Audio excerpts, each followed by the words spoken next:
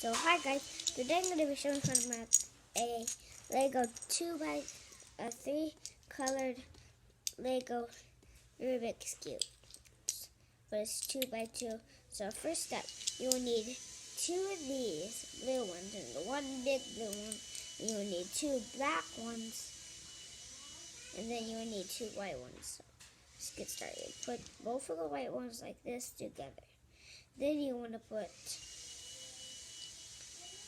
the black ones on top of each other, and then the blue of these, both of these go on the bottom of this blue one,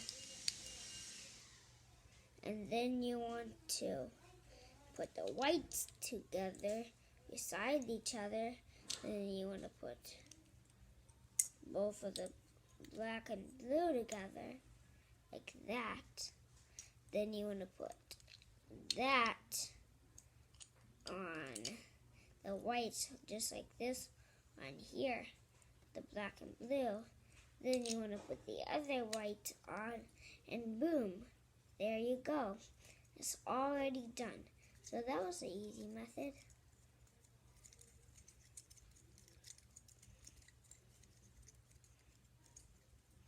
Okay, see you later.